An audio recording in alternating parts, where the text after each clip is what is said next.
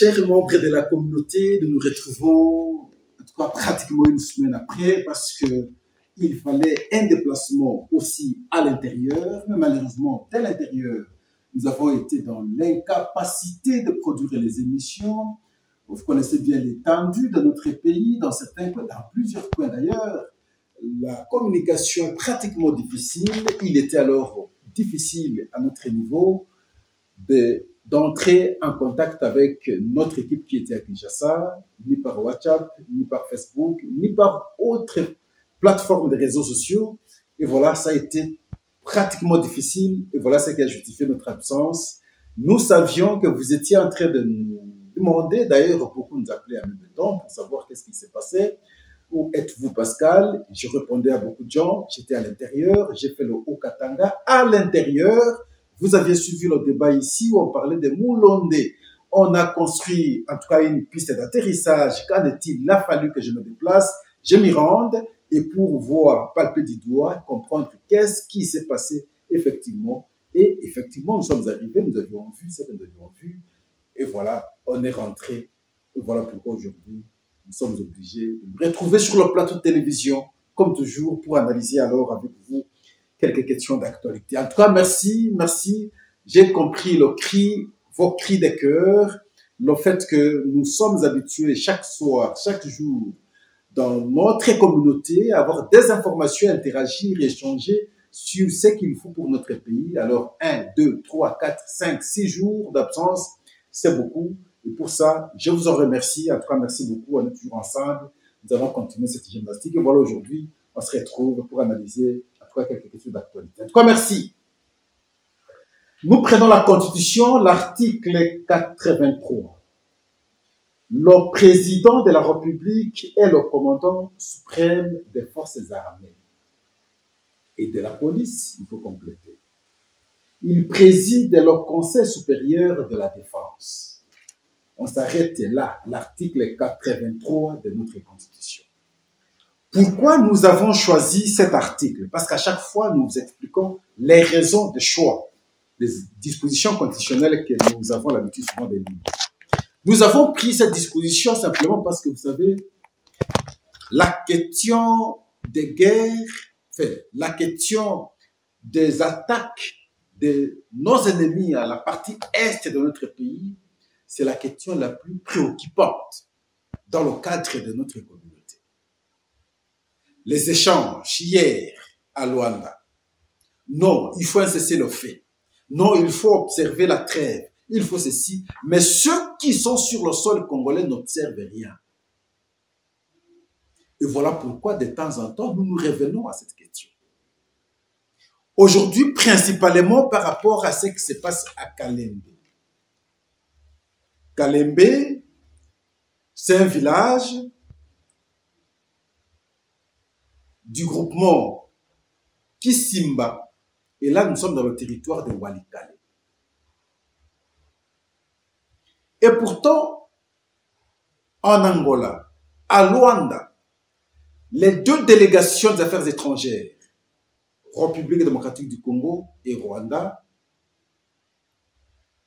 se sont convenus pour observer un temps de trêve, si vous voulez, et d'ailleurs, le cessez-le-feu en question a été une demande rwandaise. Et tous nous savons que ceux qui sont sur le terrain, ceux qui tuent les Congolais matin, midi, soir, sont des Rwandais. On a créé des mouvements, naïfs que nous sommes, nous avons pris le devant de ces mouvements, nous Congolais. Et derrière, c'est le Rwanda. Et nous savons tous, nous savons le dire, il s'agit de l'agression. Au moins, c'est le Rwanda qui avait demandé le cessez-le-feu. Vous allez comprendre. Mais si le Rwanda ne se reconnaît pas sur le sol congolais, ne demanderait pas le cessez-le-feu. Cette déclaration, nous avons suivi notre président de la République, Félix-Antoine Tshisekedi, le dire à partir de Bruxelles.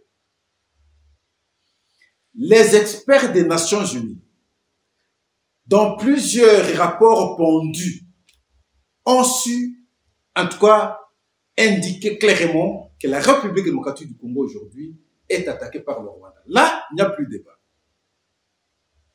Et voilà ce qui a justifié que le Rwanda demande le cessez-le-feu. Et c'est lorsqu'ils ont pris Kanyabayonga, nous l'avons dit et nous le disions chaque jour d'ailleurs. Ça a été pour eux l'occasion maintenant de renforcer leur présence, leurs éléments, afin qu'ils constituent un mur. Et voilà, de temps en temps, ce sont eux qui nous attaquent, eux qui ont demandé le cessez-le-feu, ne respectent pas le cessez-le-feu, et nous attaquent chaque jour. Nous qui n'avions pas besoin du cessez-le-feu, encore que notre intangibilité est violée, nous qui allions de temps en temps attaquer, mais nous continuons à subir. Et ça, nous pensons que c'est anormal. Et dans le village de Kalembe, le dimanche, c'est le M23, c'est le Rwanda qui va maintenant attaquer les positions de FARDC. Comme c'était une surprise, comme nous le disons, nous naïfs que nous sommes, nous pensions que nous étions en fait des hommes normaux qui allaient observer ce qu'eux-mêmes ont demandé. C'est le feu. Et voilà, ils n'ont pas respecté. Et nous étions en train d'observer. Ils vont nous attaquer le dimanche. Ils nous repoussent le dimanche. Ils prennent ce village le dimanche. Comme c'était une surprise, on a bien compris, mais il fallait se réorganiser. C'est comme ça que et les FARDC et les Wazalendo se sont réorganisés pour maintenant chasser ces agresseurs de ce village Kalembe. Lorsqu'ils sont entrés dans ce village, toute la population a pratiquement fui. Parce que vous savez, avec leurs pratiques, c'est des viols, c'est des tueries, c'est des massacres, c'est du désordre. Et il fallait fuir, la population a fui. Ces mouvements massifs ont inquiété pratiquement plusieurs Congolais. On s'interrogeait. Pourquoi? Parce que Kalembe, c'est un poste stratégique. Parce que là, vous touchez Walikale. De Walikale, c'est plus facile pour aller à la Djoupo. De Walikale, c'est plus facile pour aller à Sud-Kivu. De Walikale, c'est plus facile pour aller au Maniema. De Walikale, c'est plus facile d'avoir toute la partie est de notre pays. Et voilà pourquoi ils se battaient pour Kalembe. Mais là aussi, à Kalembe, il y a d'autres stratégies, d'autres raisons. Parce qu'à 35 km, il y a Pinga, une zone minière de Walikale. De Kalembe à Pinga, c'est 35 km. C'est de la même manière, comme je vous disais ici, la construction d'une piste d'atterrissage à Moulonde. À Moulonde, que vous entendez là, il y a des minerais comme vous n'avez pas l'idée. Plusieurs minerais. Et voilà la raison qui a motivé M. Moïse Katumbi d'aller construire, d'aller réhabiliter d'ailleurs cette piste qui existait, mais fermée depuis 70 pour des raisons sécuritaires. Mais il ne s'est même pas donné la peine de demander maintenant à ceux qui ont fermé cette piste pour des raisons sécuritaires comment faire, suivre la procédure. Non, parce que j'ai des moyens, parce que je trouve qu'il y a des minéraux là-bas, allez, je fais des travaux selon mon consentement. Non, ce n'est pas de cette façon que les choses se font. Parce qu'il aurait dû écrire l'autorité d'aviation civile. Il va écrire en aval, après qu'on aura compris que, après qu'il ait compris que les gens ont commencé à dénoncer sa pratique. Même quand vous prenez la lettre en question, des contradictions, l'objet et le contenu, deux mondes différents, deux réalités différentes, deux contenus différents. D'un côté, on demande de l'autorisation, ça c'est dans l'objet, mais dans le contenu, quand vous prenez la lettre, il informe les travaux qui sont déjà entrepris. C'est une contradiction.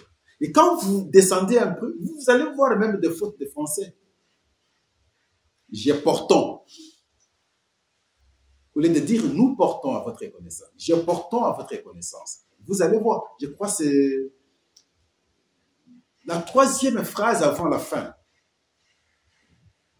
Quand vous prenez cette lettre, vous allez voir ça. La lettre écrite par M. Moïse Katumbi. Je portons à votre connaissance. Non, nous portons à votre connaissance.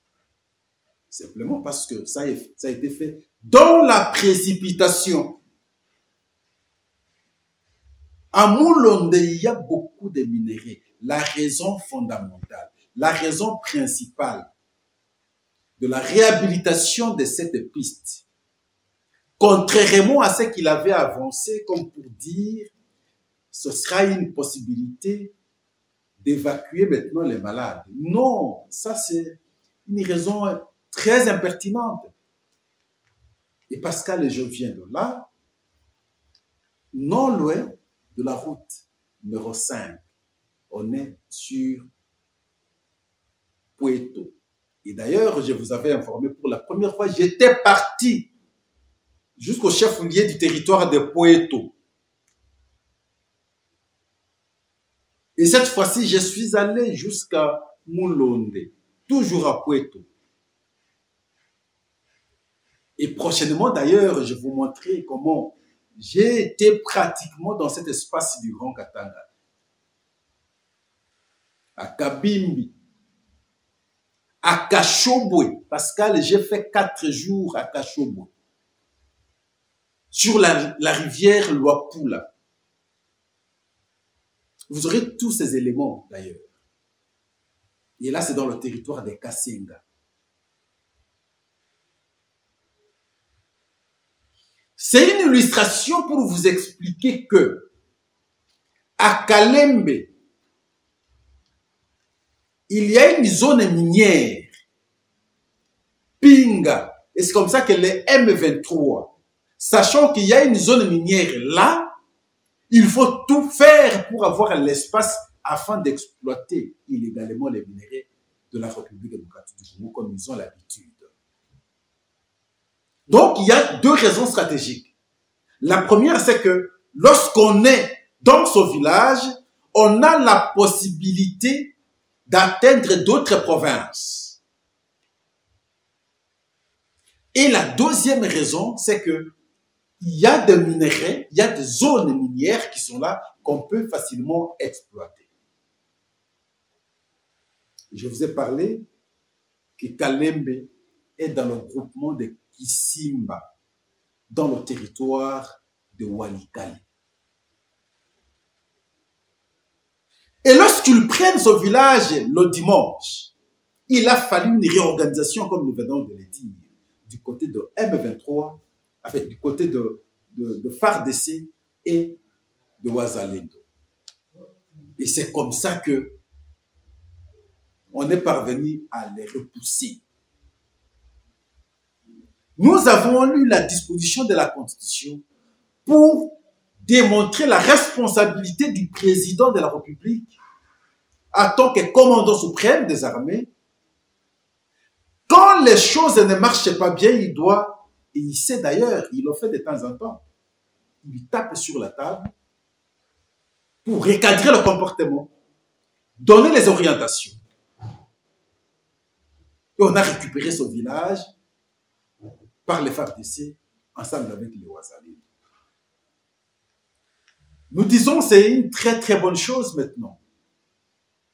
Mais ce n'est pas la parfaite bonne chose du fait que nous avions ce village jusqu'au samedi passé.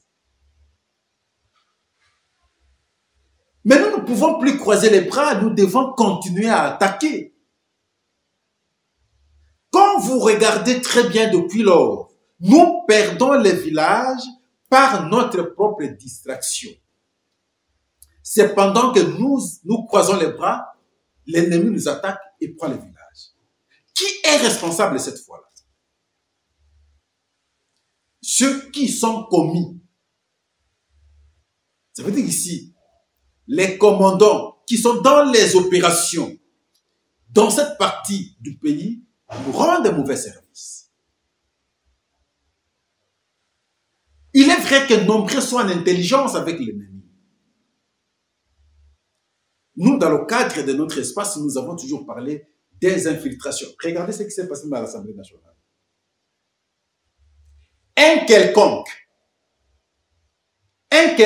monsieur se passe pour député national. Il siège.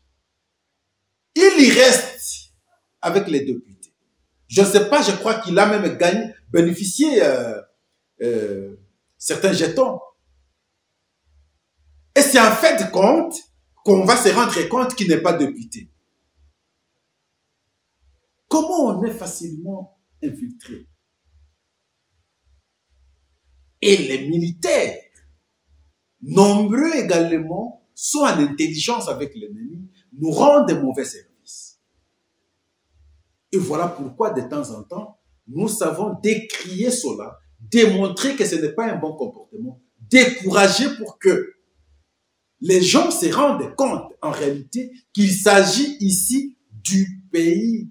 Et quand vous vérifiez aussi les origines de ces gens, tantôt, ils ont des parents rwandais, tout en étant congolais, et là, ils pensent qu'ils doivent servir la cause rwandaise, qui est leur vraie cause.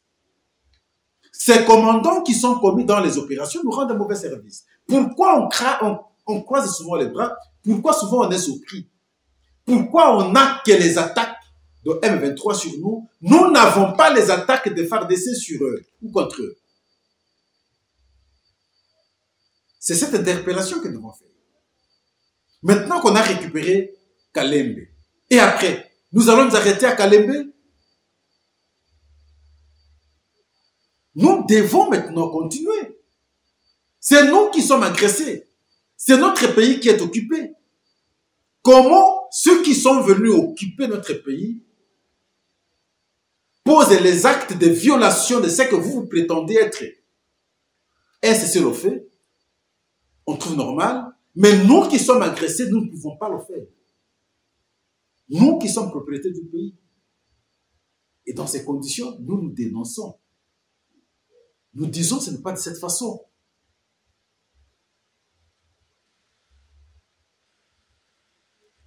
Le calcul à ce jour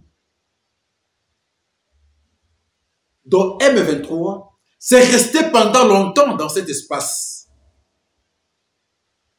Je vous ai toujours renvoyé dans les différents textes que nous avons signés. Et vous vous rendrez compte que ils ont ce plan. Faire fatiguer la population par des guerres, ils vont fuir les espaces. S'éterniser longtemps afin de faciliter maintenant la déportation.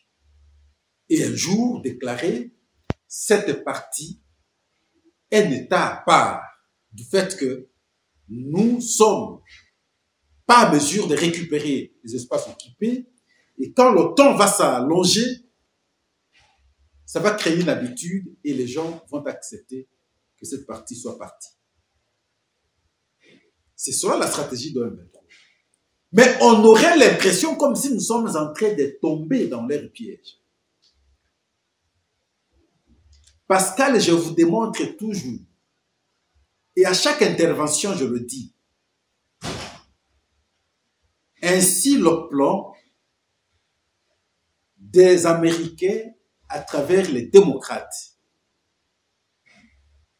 Le rêve depuis Bill Clinton, c'est que cette partie de la République démocratique du Congo soit annexée au Rwanda ou qu'elle soit créée un pays à part. Pour eux, c'est ce qui permettrait que le Rwanda connaisse la sécurité. Parce que la sécurité rwandaise est chaque jour menacée. Ce qui n'est pas vrai et ce qui n'est pas possible d'ailleurs. Donc, il faut qu'on sécurise cette partie-là afin que le Rwanda ait la paix. Que ce soit la France, que ce soit les États-Unis, que ce soit la Grande-Bretagne, du fait du génocide, ils se sentent culpabilisés parce qu'ils ont été responsables quelque part. La seule façon de se laver, c'est prendre fait et cause du Rwanda. Le Rwanda ayant compris cela, il a maintenant leur faiblesse entre ses mains. Il fait le jeu face à eux. Et c'est comme ça que ils ne savent que l'appuyer et le Rwanda faire ces bêtises qu'il fait sur le sol congolais. Mais je crois que chaque jour qui passe, les consciences s'éveillent. On pourra comprendre les choses de la même manière que nous autres nous comprenons. À Kalembe, alors, la population est revenue. Cette population qui a fui, elle est revenue parce qu'elle a compris que maintenant, c'est nos militaires qui sont sur place. Et dans les montagnes, on a même sensibilisé les gens à pouvoir préparer pour ces militaires. On a apporté à manger à ces militaires. Oui, ce sont de bons actes. Que les militaires également les rendent de l'ascenseur par la sécurité. Très contente, cette population en fait compte. Parce qu'elle a été perdue par cette attaque surprise de M23.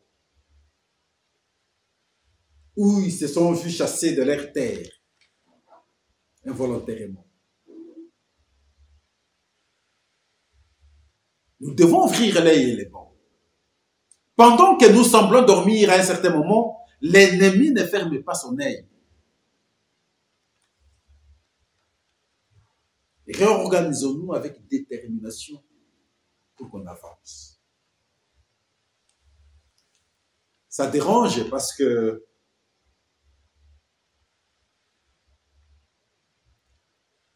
un, deux, 3 jours après, on va encore revenir sur le même écrit, on va nous apprendre qu'on nous a surpris, qu'on nous a attaqués. Mais comment vous ne pouvez pas déjà avoir l'alerte? Parce qu'ils le font de temps en temps. Kanyabayonga, c'était la même chose, on nous avait surpris, et on a pris Kanyabayonga. Et Kalembe, c'est la même chose. Nous devons continuer à être toujours surpris. C'est quoi ça comme affaire? À un moment, on entendait les attaques de FARDC, attaques de FARDC. Au jour d'aujourd'hui, nous sommes en position de défense. C'est que nous nous disons pas bon et nous décourageons. Et nous félicitons ici Guidon, c'est comme ça qu'il se surnomme. Hein. Mais malheureusement, nous le décourageons lorsqu'il se proclame comme général. Il est de Ouazalendo. C'est parmi les gens, les jeunes gens, plus que déterminés maintenant pour en tout cas défendre leur terre. Nous l'encourageons, mais qu'il ne se nomme pas de cette façon générale. Ça, c'est réservé aux autorités compétentes à pouvoir vous donner de tels grades. Des craintes que demain, après la guerre, vous puissiez aussi vous imposer pour faire la guerre à votre manière aussi. Donc, nous refusons cela. En tout cas, merci. Nous devons informer ici que le gouvernement de la République et les représentants syndicaux du secteur de la santé se sont convenus, ont conclu un accord sur la prime de risque qui concerne le dernier trimestre de l'exercice budgétaire en cours. De promesse en promesse, il y a 2 secteurs qui, leurs promesses n'ont jamais tenu. C'est la santé et l'enseignement. À chaque rentrée scolaire, il y a toujours des promesses. Les médecins comme infirmiers, ils ont toujours des promesses. C'est pas aujourd'hui, ça date. Mais la matérialisation, le respect des engagements par les gouvernements, les différents gouvernements, ça a toujours posé problème. On se pose même la question pourquoi. L'enseignant, n'en parlons pas. On ira en Boudi, on signe l'accord. On ira à Bibo, on signe l'accord. On va à tel endroit, on signe l'accord. Mais la matérialisation pose toujours problème. La volonté exprimée par le président de la République au début de son mandat, ou les quelques fonds, visiblement, ont soulagé la population, ont soulagé les enseignants, bien entendu.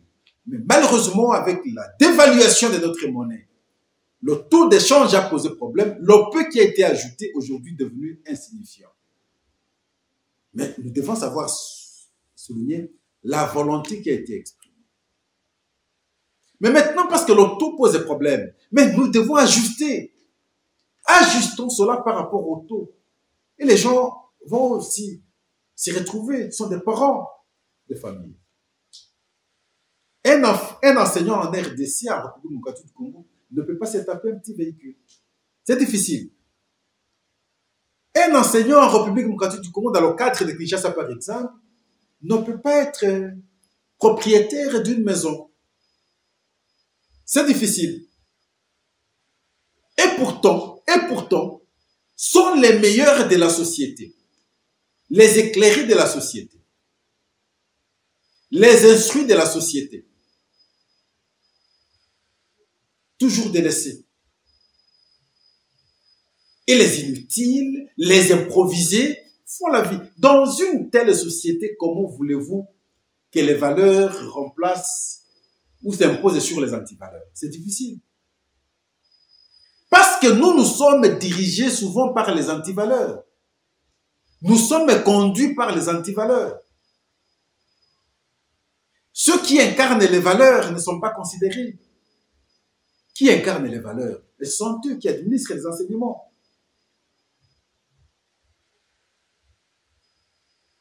Question, moi je vous renvoie toujours dans nos réseaux sociaux. Regardez qu'est-ce qu'on apprend, qu'est-ce qu'on regarde. Qui commence à enseigner les gens dans une société congolaise aujourd'hui? C'est ceux qui ont raté leur éducation. Quelqu'un qui a raté son éducation aujourd'hui avec l'avènement des réseaux sociaux, il commence à enseigner les autres. Mais quel genre d'enseignement?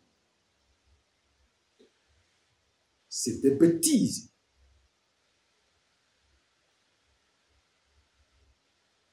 Et à longueur de journée, c'est comme ça que ça se fait et ça se passe chez nous. Les moins instruits sont devenus les instructeurs. Ceux qui ont échoué leur vie dans le cadre de l'enseignement de base sont devenus les instructeurs d'une société. Comment comprendre cela? Et ceux censés maintenant instruire la société sont délaissés.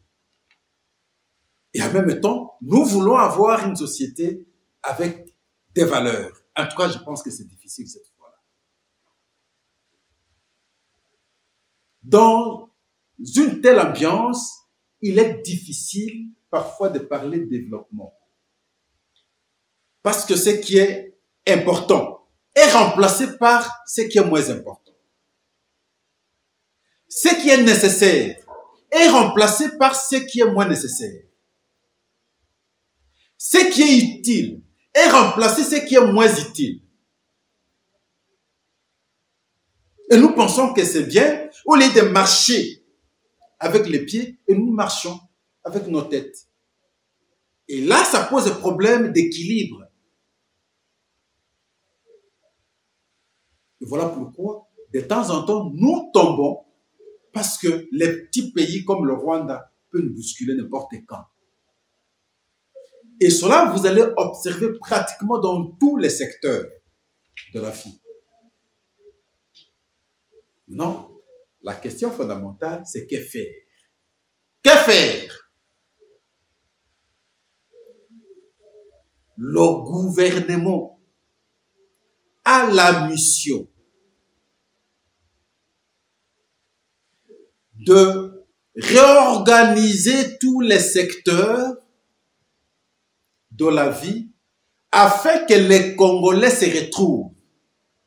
Ils vont se retrouver comment? Que ce soit sur le plan financier, ils doivent se retrouver. Que ce soit sur le plan de l'éducation, ils doivent se retrouver. Que ce soit sur le plan de la santé, ils doivent se retrouver. Dans chaque secteur, les Congolais doivent se retrouver positivement, il faut le dire. Et ça, c'est à la mission du gouvernement qui doit travailler avec les privés afin qu'on facilite le développement. Mais si on échoue sur la manière d'imprimer les valeurs Et cela passe par l'éducation principalement. Et on ne peut plus chercher le développement par la suite. Parce que par la suite, vous aurez les antivaleurs. Dans les antivaleurs, il n'y a pas ordre. Il n'y a pas équilibre. Et vous n'aurez pas le développement. Regardez les autres pays aujourd'hui. Les BRICS. Ils sont en Russie. D'autres pays s'ajoutent. Les pays africains, en dehors de l'Afrique du Sud, nous avons aujourd'hui l'Égypte, nous avons l'Éthiopie. Ils comprennent qu'avec l'Occident, ça ne marche pas très bien. Avec l'imposition de leur monnaie, c'est difficile que nous puissions émerger. Dans ces conditions, nous resterons toujours dépendants. Nous devons valoriser également nos monnaies. Les pays émergents s'imposent sur le monde aujourd'hui et trouvent un autre pôle. Le monde est bipolarisé. Vous avez l'Occident, vous avez les BRICS. La Russie, l'Iran, Corée du Nord, la Chine, le Brésil, l'Afrique du Sud, l'Égypte, l'Éthiopie, d'autres pays. Et aujourd'hui, même, il y a beaucoup de pays qui demandent maintenant leur intégration. Le monde est bipolarisé. Il y a deux pôles aujourd'hui. Et là, c'est principalement sur le plan économique. Je crois que l'aspect, en tout cas sécuritaire, viendra aussi. Donc tout ça, lorsque nous voyons le monde évoluer de cette manière, quelle est la position de la République démocratique du Congo? Le centre de plusieurs intérêts du monde. Non, je ne voudrais pas aller trop en profondeur. Mais j'ai juste voulu vous faire comprendre que lorsque la société, une société conduite par les antivaleurs, il est difficile que cette société connaisse le développement. Nous devons faire la promotion des valeurs. Et la promotion des valeurs passe par l'enseignement. Et cet enseignement ne peut être possible que si les enseignants sont considérés, sont valorisés. C'est alors qu'on peut changer beaucoup de choses. Dès l'enseignement, on aura un bon militaire au front. C'est pas possible, hélas. Dès l'enseignement, on aura un bon policier qui comprendra qu'il a la mission de sécuriser les personnes et leurs biens et non les insécuriser. Dès l'enseignement, on aura des citoyens modèles, exemplaires. Dès l'enseignement, nous aurons des patriotes plus qu'engagés et déterminés pour la cause de son pays. C'est dès l'enseignement. Mais nous, c'est l'inversion des valeurs. Quel est le genre d'enseignement même alors? Le civisme n'existe plus. Le cours d'hygiène. Le nationalisme n'existe plus.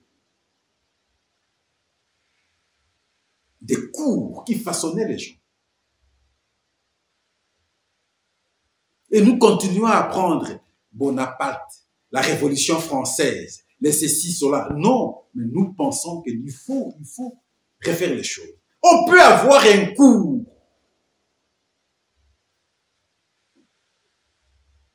Les velléités rwandaises sur le Congo, mais ce sont des thèmes. On peut avoir tout un cours, l'agression rwandaise sur le Congo. On peut avoir tout un cours. Comment inculquer l'enfant dès le bas âge un comportement citoyen qui ferait qu'il comprenne que, en tout cas, son ennemi, en toute réalité, à ce jour, c'est le pays voisin qui est le Rwanda. Et comment avoir un tel comportement? Comment, lorsqu'on est en face de ceux qui envahissent le pays, quel comportement? Regardez comme ce que fait Franck Diongo, tout le monde a suivi. Même si on peut dire, mais est-ce qu'il est interdit à Franck Diongo de se déplacer, d'aller ailleurs? Il était ici, est-ce qu'il partait au Rwanda? Tu vas au Rwanda faire quoi à ce jour? parce que je suis opposant, je n'aime pas ceux qui sont au pouvoir aujourd'hui, ou le pouvoir ne passe pas avec eux, je dois maintenant me rallier avec les ennemis du pays. C'est cela ce que ça veut dire simplement. Pourquoi? Parce qu'on veut le pouvoir pour le pouvoir. Non. Ce genre de comportement, nous devons savoir dire non. Vous pouvez donner vos justifications. Non. Non, cher frère. Franck Diongo ne devrait pas se déplacer à Kigali de cette manière-là. Et la raison, on peut la deviner très facilement.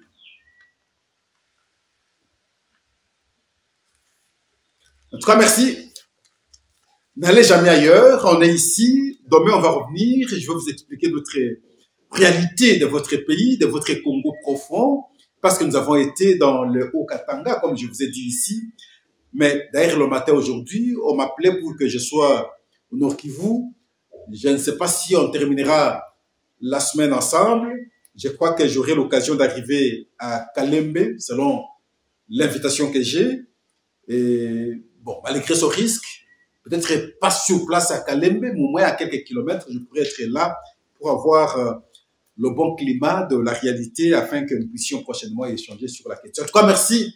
N'allez jamais ailleurs. Restons ici, analysons ici, parlons pays ici, soyons patriotes ici, pas ailleurs. Merci. Au revoir. À la prochaine.